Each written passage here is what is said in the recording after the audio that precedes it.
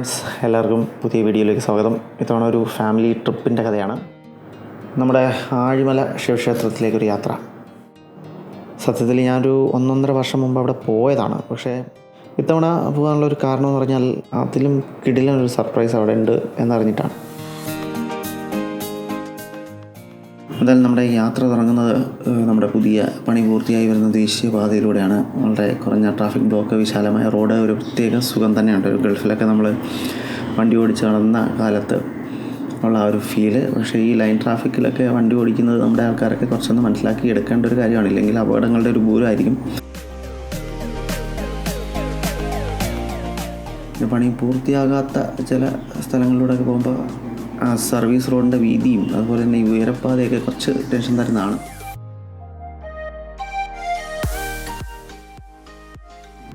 എന്തായാലും നഗര തിരക്കുകളിൽ നിന്നൊക്കെ ഒഴിഞ്ഞ് നമ്മൾ ആഴിമലയിലേക്ക് തിരിയാണ്.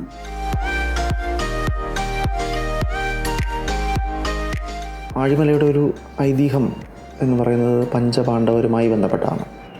പഞ്ചപാണ്ഡവർ അജ്ഞാതവാസ കാലത്ത് ഇവിടെ എത്തിയിരുന്നെന്നും ആ സമയം ദ്രൗപദിക്ക് ദാഹം അനുഭവപ്പെട്ടുവെന്നും ദാഹം അകറ്റാനായിട്ട് ഭീമസേനൻ ഈ പാറയിൽ ആഞ്ഞടിച്ച് ഒരു ഉറവ സൃഷ്ടിച്ചു എന്നും ആണ് ഐതിഹ്യം.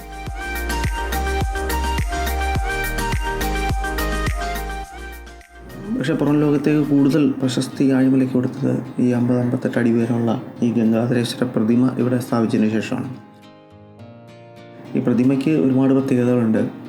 അതുപോലെ തന്നെ ഈ ശില്പത്തിന് പിന്നിലും ഒരു അത്ഭുതകരമായ കഥയുണ്ട്. അതായത് ഈ ശില്പം നിർമ്മിച്ച PS ദേവദത്തൻ എന്ന് പറയുന്ന ശില്പി ഇതിൻ്റെ പണി തുടങ്ങുമ്പോൾ അദ്ദേഹത്തിന് വെറും 23 വയസ്സായിരുന്നു പ്രായം. തുടർച്ചയായി അദ്ദേഹം 6 വർഷം എടുത്തു എന്നുള്ളതാണ് ഇത് പൂർത്തിയാക്കാനായിട്ട്. തൻ്റെ യൗവനത്തിലെ ഏറ്റവും വിലപ്പെട്ട 6 വർഷങ്ങൾ അദ്ദേഹം ഈ മഹത്തായ ശില്പത്തിന് വേണ്ടി സമർപ്പിച്ചു എന്നുള്ളതാണ്. ക്ഷീണം അലയടിച്ചുകൊണ്ടിരിക്കുന്ന ഈ കടൽ തിരമാലകളും ആ തിരമാലകളോട് മല്ലിട്ട് അഭിമാനത്തോടെ നിൽക്കുന്ന ആഴിമലയുടെ മുകളിൽ അതിലും വലിയൊരു വിസ്മയമായി നിൽക്കുന്ന ഗംഗാധരനും എത്ര കണ്ടാലും മതി വരാത്ത കാഴ്ചകളാണ്. ഇവിടെ നോക്കിക്കഴിഞ്ഞാൽ നമുക്ക് അഭിമാനം തോന്നുന്ന മറ്റൊരു കാര്യം ഈ കപ്പലുകളുടെ, ഈ ഭീമൻ കപ്പലുകളുടെ ഈ വരവ് പോക്കാണ്.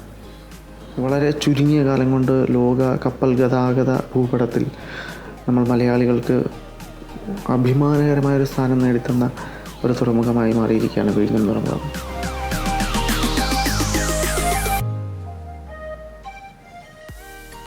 ശരിക്കും ഇന്നത്തെ യാത്രയിൽ നമ്മൾ കാണാൻ വന്ന അത്ഭുതം ഇപ്പോഴും ബാക്കിയാണ്.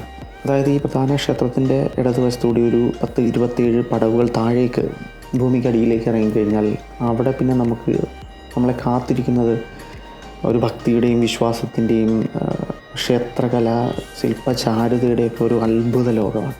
നമ്മൾ കൈലാസത്തിൽ എത്തിപ്പെട്ടു എന്ന് പോലും തോന്നിപ്പോകുന്ന രീതിയിലാണ് അവിടെ ഓരോ കാര്യങ്ങളും സൃഷ്ടിച്ചു വെച്ചിരിക്കുന്നത്. ചെറിയ പാറക്കെട്ടുകൾ, ഗുഹകൾ, അതിനെ അനുസ്മരിപ്പിക്കുന്ന ചെറിയ വഴികൾ, കയറ്റിറക്കങ്ങൾ, അതൊക്കെ ആ ഒരു തണുത്ത അന്തരീക്ഷം, അതെല്ലാം ചേർന്നിട്ട് ഒരു ദേവലോകം തന്നെ നമ്മളുടെ മുന്നിലിങ്ങനെ അനാവൃതമാവുകയാണ്.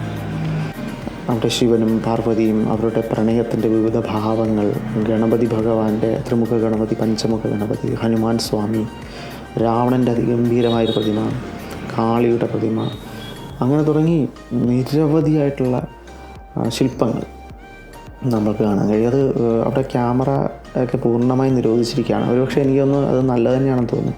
കാരണം ക്യാമറയിൽ ഞാനിതിൻ്റെ റെഫറൻസായിട്ട് കൊടുക്കുന്ന പലതും ഉദ്ഘാടന സമയത്ത് പുറത്തുവിട്ട ചില ഫോട്ടോകളാണ്. റെഫറൻസിന് വേണ്ടി ഞാൻ ഗൂഗിളിൽ നിന്ന് എടുത്തതാണ്. 100 രൂപ എൻട്രി ഫീ ഉണ്ടെങ്കിലും 100 രൂപയല്ല, അതൊരു 1000 രൂപയുടെ വർത്തുള്ള കാഴ്ചകളാണ് നമുക്കവിടെ കാണിച്ചു തരുന്നത്. അവസാനം നമ്മൾ മടങ്ങുമ്പോൾ നമുക്ക് ഒരു രുദ്രാക്ഷവും കയ്യിൽ തന്നാണ് വിടുന്നത്. ഈ വീഡിയോ കാണുന്ന എല്ലാവരോടും ഞാൻ സജസ്റ്റ് ചെയ്യാണ്, ഒരിക്കലെങ്കിലും നിങ്ങൾ ആഴിമലയിലെത്തണം, ഈ അത്ഭുത ലോകം കാണണം, അത് എക്സ്പീരിയൻസ് ചെയ്യണം. Thank you. അപ്പോൾ മറ്റൊരു വീഡിയോയുമായി വീണ്ടും കാണാം. ബൈ.